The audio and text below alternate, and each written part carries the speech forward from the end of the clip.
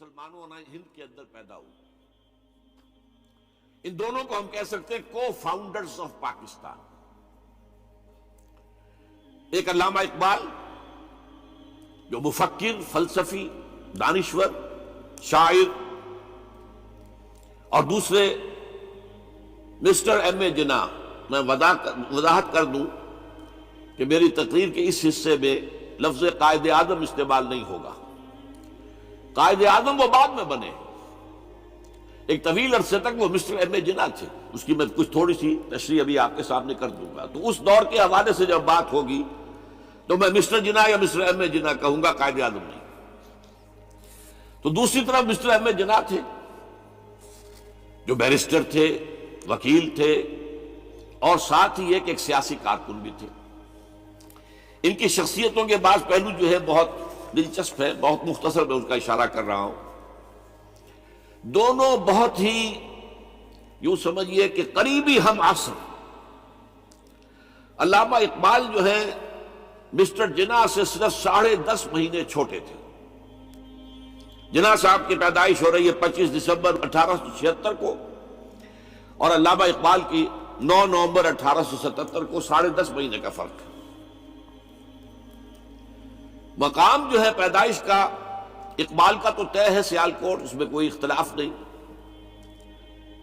جناح صاحب کے مقام پیدائش کے بارے میں اگرچہ عام طور پر کہا جاتا ہے کراچی، لیکن حیدرآباد سندھ میں یونیورسٹی کے ساتھ ملحق ہے انسٹیٹیوٹ آف سندھولوجی. وہاں کے محققین کا فیصلہ ہے اور تحقیق کے بعد کہ وہ جھرک ایک مقام ہے ٹھٹھا کے قریب، وہاں پیدائش ہوئی تھی. بہرحال اس مسئلے کو چھوڑ دیجئے، کوئی دلچسپی اس کی کوئی اہمیت نہیں ہے. ایک البتہ بات ذرا دلچسپی کی بھی ہے. علامہ اقبال کے بارے میں معلوم ہے ان کا پس منظر خاندانی جو تھا وہ کشمیری پنڈت، کوئی اختلاف نہیں. ایم اے جناح کے پس منظر کے بارے میں اختلاف. عام طور پر مشہور ہے کہ وہ اسماعیلی کھوجے تھے، لیکن مجھے ایک عجیب اقتباس ملا ہے. یہ 1964 میں آپ بیتی نمبر شائع کیا تھا ماہنامہ نقوش نے، 1200 صفحے کا. اس میں تمام مشاہیر کی زندگی کے حالات ان کے اپنے تحریر سے یا اپنے قول کے حوالے سے بڑی خوبصورتی سے جمع کیے گئے. اس میں مسٹر جناح کا قول یہ ہے کہ میں اصل میں منگومری کے علاقے کے راجپوت ایک خاندان کی نسل سے ہوں. اس میں ان کا قول سنا دیتا ہوں، میرے پاس اس کی یہ فوٹو سٹیٹ موجود ہے. میں پنجابی راجپوت ہوں. کئی پشتیں گزری، میرے ایک جد کاٹھیا واڑ چلے گئے تھے، وہاں انہوں نے ایک خواجہ لڑکی سے شادی کر لی تھی اور انہی کے خاندان میں مل گئے تھے. اس وقت سے ہم لوگ کھوجوں میں شمار ہونے لگے. میرے وہ جد جو کاٹھیا واڑ چلے گئے تھے ضلع منگومری کے رہنے والے تھے. اب اس کا حوالہ کیا ہے؟ یہ بات قائد اعظم کے منہ سے اس وقت نکلی جب نواب صاحب باغپت نے کہا کہ آپ کا خاندان تو تجارت پیشہ ہے، پھر آپ میں یہ گھن گرج کہاں سے آئی؟ تو اس کے جواب میں قائد اعظم نے فرمایا کہ میں اصل میں اسماعیلی کھوجا نہیں ہوں، بلکہ میری رگوں میں جو خون ہے وہ راجپوت کا ہے. اور اس کے راوی ہے صغیر احمد عباسی، پرائیویٹ سیکریٹری نواب صاحب چھتاری. بہرحال یہ ایک دلچسپی کی بات تھی اور کوئی اہمیت اس کی خاص نہیں ہے. البتہ ایک اور بات جس کی اہمیت ہے، علامہ اقبال کے خاندانی اثرات میں مذہبی روح، مذہبی جذبہ جو ہے وہ بڑا گہرا تھا.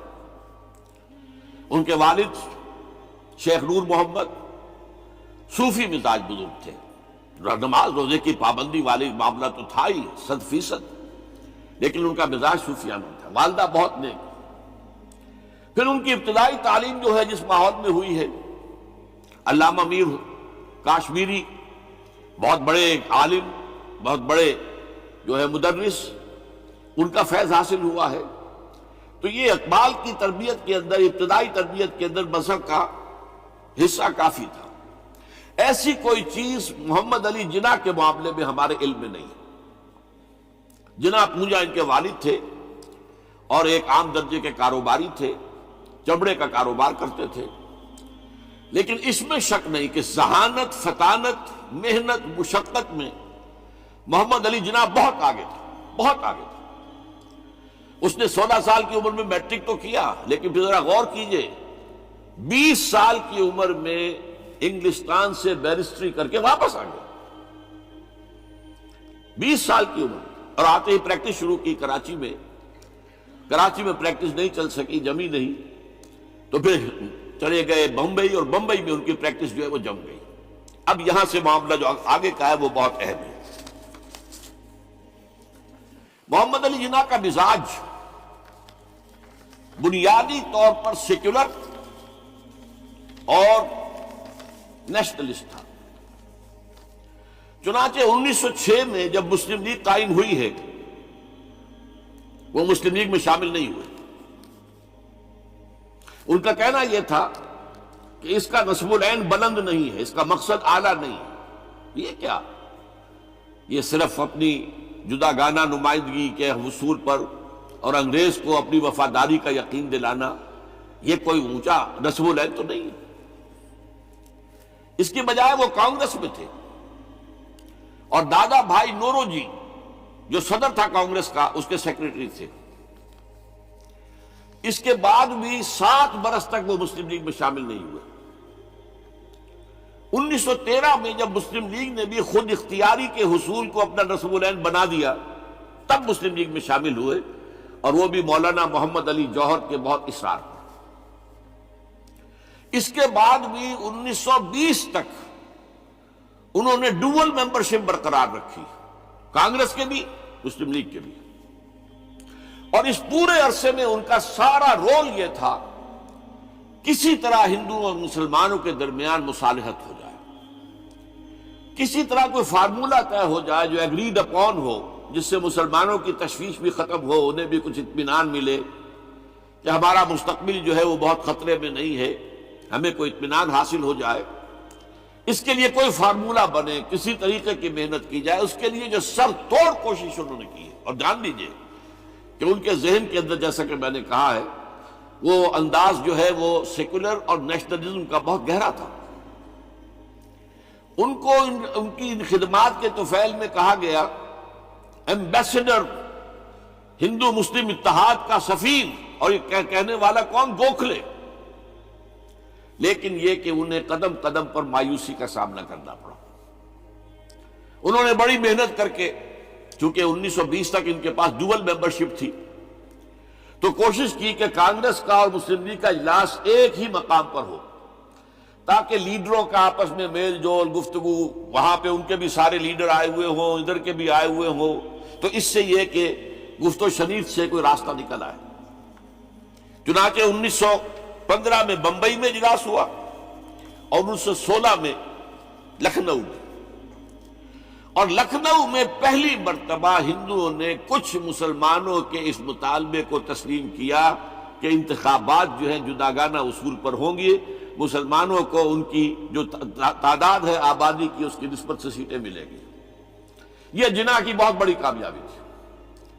لیکن اس کے پس منظر میں نوٹ کیجئے ایک اور چیز تھی بڑی اہم.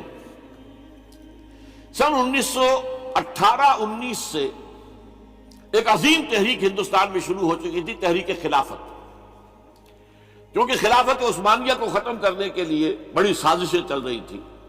یہودی سرگرم تھے، اور برطانیہ کے ذریعے سے وہ چاہتے تھے کہ اس کو جو ہے وہ ختم کیا جائے، خلافت کو.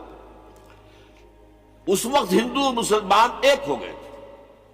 گاندھی خلافت کی تحریک میں شریک ہوا، حالانکہ کہاں گاندھی کہاں خلافت، کیا ان میں رشتہ کیا ہے. لیکن اسے اندازہ ہو گیا تھا کہ اگر ہم نے مسلمانوں کا ساتھ اس وقت نہیں دیا، جبکہ پورا ہندوستان گونج رہا تھا، بولی اماں محمد علی کی جان بیٹا خلافت پہ دے دو، ساتھ ہیں تیرے شوکت علی بھی جان بیٹا خلافت پہ دے دو. پورا ہندوستان ایک عظیم تحریک تھی، اس میں کوئی شک نہیں، بہت بڑی تحریک. لہذا اس پس منظر میں اسی کا اثر میں سمجھتا ہوں یہ ہوا کہ لکھنؤ پیکٹ ہوا 1916 میں، اور قائد اعظم کو اس میں کچھ سہولت جو ہے وہ نظر آ گئی، اپنی کامیابی کی شکل نظر آئی. لیکن جیسے ہی تحریک خلافت ختم ہوئی، ختم تو اس لیے ہو گئی کہ مصطفیٰ کمال پاشا نے خود ختم کر دی خلافت. وہ تو جیسا کہ پھر علامہ اقبال نے بھی کہا تھا، چاک کر دی ترک ناداں نے خلافت کی قبا، سادگی اپنوں کی دیکھ، اوروں کی عیاری بھی دیکھ۔ بہرحال خلافت ختم ہو گئی تو وہ سارا جوش خروش وہ سارا ختم ہو گیا۔ اس لحاظ سے یہ ہے کہ صورتحال تبدیل ہو گئی، اور اب ہندوؤں کے اندر دوبارہ وہ اپنی جو عصبیت اور مسلمانوں کے خلاف ان کے اندر جو جذبات تھے وہ اوپر ابھر کر آئے۔ چنانچہ 1928 میں نہرو رپورٹ شائع ہوئی ہے، جس نے کہ اس معاملے کے اندر ساری امیدیں جو مسلمانوں کو ہو سکتی تھی ہندوؤں سے، ان سب کا قلع کما کر دیا۔ معلوم ہوا کہ ہندو کسی درجے میں بھی مسلمانوں کو کوئی حیثیت دینے کو تیار نہیں۔ یہ نہرو رپورٹ جو ہے یہ بہت ہی سمجھیے کہ ٹرننگ پوائنٹ ہے۔ اس کے بعد جناح صاحب نے کوشش اور کی، تجاویز دہلی کچھ اور خاکہ دیا کہ کم سے کم یہ مان لو، وہ بھی رد کر دی گئی۔ پھر 14 نکات دیے، وہ بھی رد کر دیے گئے۔ اس کا نتیجہ یہ نکلا کہ انتہائی مایوس، دل گرفتہ، دل شکستہ ہو کر محمد علی جناح نے ہندوستان کو خیر بات کہہ دیا۔ یہ نوٹ کیجئے، ان کی زندگی کا ایک دور یہاں ختم ہوتا ہے۔ 1931 میں وہ انگلستان منتقل ہوئے، ایک کوٹھی خریدی، اپنی لیگل پریکٹس شروع کر دی، اور ہندوستان کی سیاست سے بالکل کنارہ کشی کر لی۔ اب آئیے ذرا دوسری طرف، دوسری شخصیت جو ابھری وہ کون؟ علامہ اقبال۔ میں عرض کر چکا ہوں کہ ان کی ابتدائی تعلیم میں اور خاندانی پس منظر کے اندر مذہبی اثرات بڑے گہرے تھے۔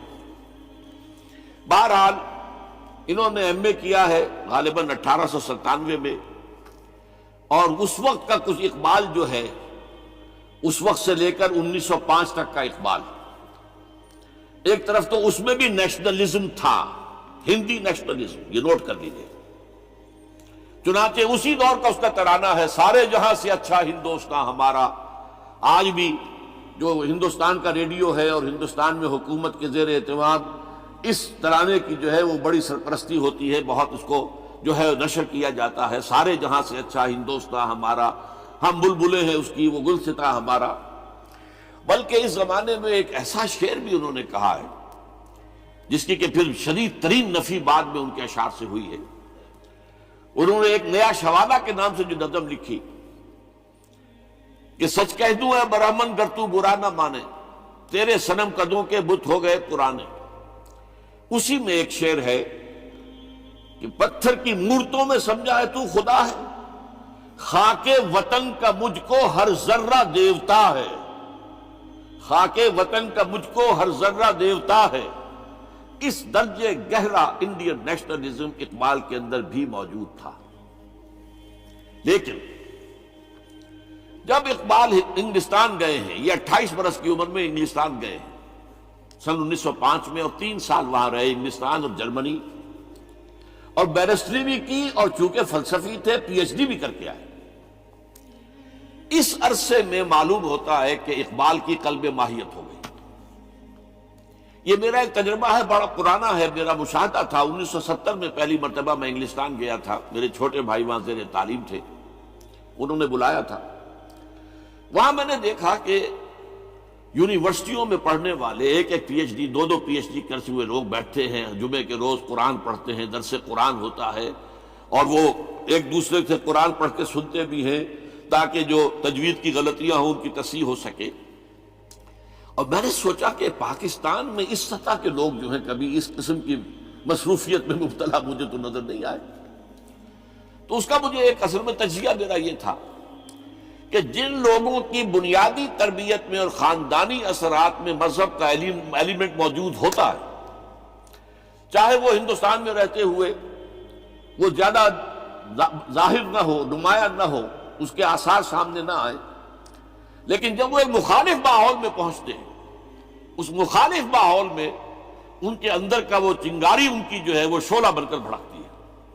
چنانچہ یہ معاملہ میں نے پھر بعد میں امریکہ میں بھی دیکھا، ہر جگہ دیکھا ہے کہ وہاں 2 نتیجے ہوتے ہیں، یا تو یہ کہ ایک آدمی ڈاؤن دی ڈرین گیا، تو وہاں کی تہذیب میں رگا گیا شراب اور یہ اور وہ اور رقص اور سب یہ ساری چیزیں آ گئی، اور یا پھر جو بچ گیا جس کے اندر دین کا کوئی حمیت کا شائبہ تھا، وہ پھر بھڑکتا ہے، پھر وہ ایکٹیوسٹ ہوتے ہیں، وہ کام کرتے ہیں۔ لہذا یہ معاملہ جو ہے علامہ اقبال کے ساتھ پیش آیا، اور خود انہوں نے کہا بھی ہے مسلمان کو مسلمان کر دیا طوفان مغرب نے۔ وہاں سے جب یہ واپس آئے ہیں تو اب نوٹ کیجئے 1908 سے 1930 تک یہ جو 22 برس ہیں، علامہ اقبال نے کیا کیا نوٹ کیجئے، وہ آپ جانتے بھی ہیں، میں صرف گنوا رہا ہوں۔ اسلام کے نظام فکر اور فلسفہ اور حکمت کو بیان کیا، اپنی شاعری کے ذریعے سے بھی، اپنی نثر کے ذریعے سے بھی۔ قرآن کی ایک نہایت جدید اور بہت عمدہ تفسیر، اگرچہ تفسیر کے نام سے آپ کو کہیں تفسیر اقبال نہیں ملے گی، لیکن کلام اقبال خود تفسیر ہے۔ وہ دعویٰ کرتا ہے کہ میرے پیغام میں سوائے قرآن کے کچھ نہیں ہے۔ گر دلم آئی نئے بے جوہر است، ورب حرفم غیر قرآن مزمرست، پردہ ناموس فکرم چاک کن، ای خیابہ راز خارم پاک کن۔ یہ مناجات بحضور سرور کائنات صلی اللہ علیہ وسلم، وہ کہتے ہیں کہ اے اللہ کے نبی، اللہ کے رسول، اگر میرے پیغام میں کہیں قرآن کے سوا کوئی شے شامل ہو گئی ہے میری شاعری میں، تو آپ میرے فکر کا پردہ چاک کر دیجیے۔ روز محشر خار و رسوا کن مرا، اور قیامت کے دن مجھے ذلیل اور خار کیجیے گا، اور بے نصیب از بوسہ پاکن مرا، اور مجھے اپنی قدم بوسی سے محروم کر دیجیے گا۔ یہ بات کہہ رہا ہے، اس کا دعویٰ ہے، اس نے جو کچھ کہا قرآن سے کہا۔ اس کی شاعری جو ہے میرے نزدیک، اور میں نے تو اپنی جو سورسز گنوائی ہیں کہ میں نے جو قرآن مجید کا فکر یا سوچ جو بھی آپ اسے کہیں، جو تھوڑا بہت مجھے میسر ہوا ہے، ان میں نے 8 اشخاص کو نمایاں طور پر بیان کیا ہے۔ 4 یہ ہیں دو کے جوڑے، 2 ابوین ہیں، ابو الکلام ابو العلا مودودی، ابو الکلام آزاد۔ 2 دکترین ہیں، ڈاکٹر اقبال، ڈاکٹر رفیع الدین۔ 2 شیخین ہیں، شیخ الہند مولانا محمود حسن، جن کا ترجمہ ہے قرآن مجید کا، اور اس پر حواشی ہے شیخ الاسلام شبیر احمد عثمانی کی۔ 2 ہی عین مولانا فراہی اور مولانا اصلاحی، جنہوں نے قرآن مجید کے مضامین کے اندر جو اندرونی نظم ہے اسے واضح کیا۔ علامہ اقبال میری ایک بہت بڑی سورس ہے، بلکہ سب سے زیادہ گہرا اثر مجھ پر جو ہے بچپن سے جو ہوا ہے وہ تو علامہ اقبال کا ہے۔ 5ویں جماعت کا طالب علم تھا جب ان کا یہ شعر میرے ذہن میں کہیں چپک کر رہ گیا ہے، جواب شکوہ کا، وہ زمانے میں معزز تھے مسلمان ہو کر، اور تم خار ہوئے تارک قرآن ہو کر۔ پھر علامہ اقبال نے مغربی فکر پر شدید تنقید کی، بہت بڑا ناقد، اور خاص طور پر مغربی تہذیب جو ہے اس کی نفی کی۔ یہ سارا کام کیا، اور اس سب سے بڑھ کر وہ تجدید ملت اسلامی کا علمبردار بن کر سامنے آیا۔ اس نے خوشخبری دی کہ دنیا میں اسلام کے غلبے کا دور آنے والا ہے۔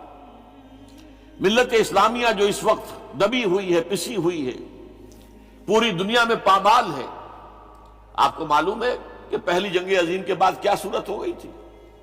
سلطنت عثمانیہ کی جب دھجیاں بکھیر دی گئی، اور کولونیل امپیریلزم جو ہے پورے عالم اسلام پر حکمران تھا، پورا عالم اسلام جو ہے محکوم، اگرچہ یہ دبے ہوئے ہیں، پسے ہوئے ہیں، گرے ہوئے، لیکن ان کا دوبارہ غلبہ ہوگا، یہ ابھریں گے، ملت اسلامیہ کی تجدید ہوگی، اسلام کی نشأت ثانیہ ہوگی۔ اسلام کے روشن مستقبل کے مبشر بن کر علامہ اقبال سامنے آئے۔